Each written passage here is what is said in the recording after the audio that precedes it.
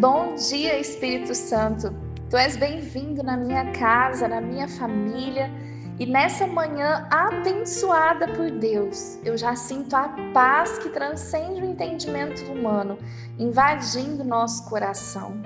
Eu tenho uma alegria muito grande de poder ensinar e trazer um pouco da sabedoria que o Espírito Santo de Deus me trouxe para compartilhar para com os irmãos.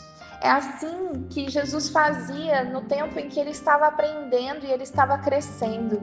Desde os 12 anos de idade, Jesus ia até o templo, sentava com os outros homens estudiosos da palavra de Deus e conversavam. Eles trocavam experiências sobre o conhecimento deles. E é claro que Jesus, sendo filho de Deus, ele tinha umas revelações que aqueles homens nem tinham ideia do que ele estava falando. E que bom que muitas pessoas pararam para ouvi-lo. E hoje nós também podemos ler as histórias, podemos conhecer mais de Jesus através de tudo que ele foi aqui nessa terra e que ele ainda é. Para o dia de hoje, eu quero continuar o estudo de Provérbios, aonde nós estamos no capítulo de número 1, no versículo de número 7, que eu acho fundamental esse versículo. Fala assim: o temor do Senhor é o princípio da ciência. Os loucos desprezam a sabedoria e a instrução. Glória a Deus, aleluia.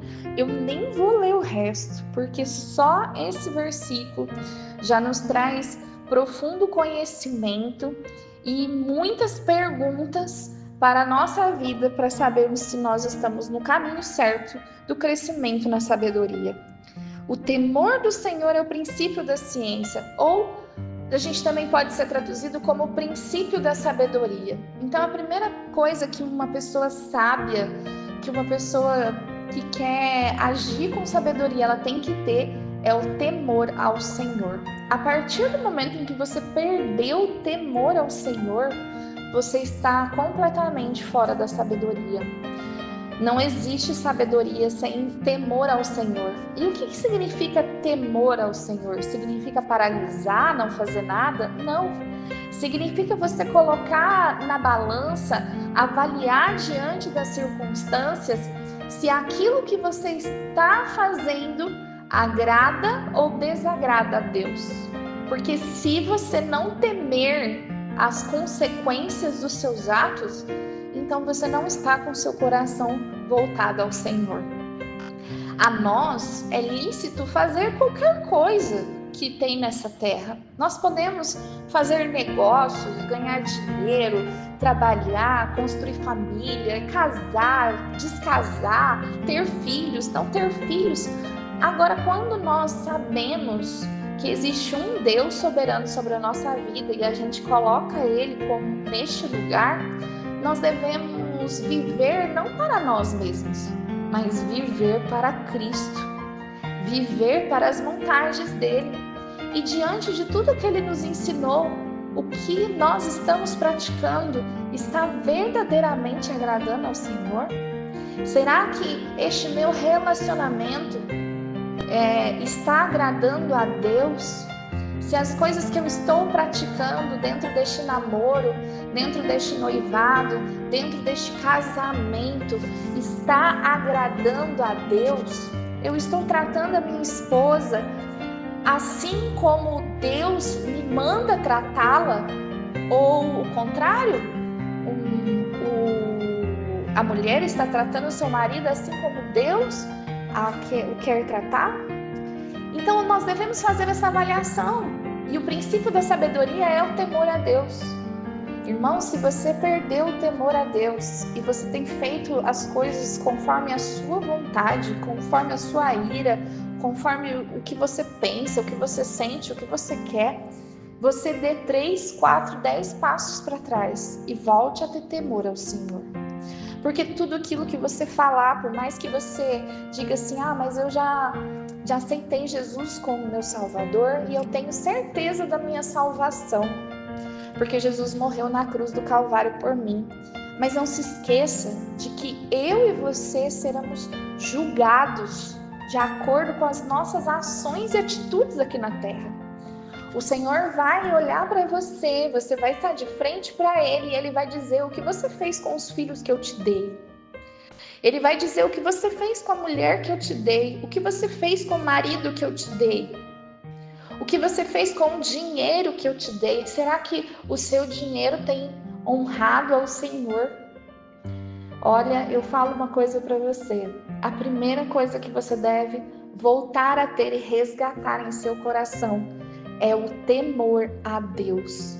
O temor significa andar de acordo com a tua palavra, praticar as coisas que agradam a Deus e não agradam a mim, ou ao vizinho, ou ao ciclano, ou à minha carne.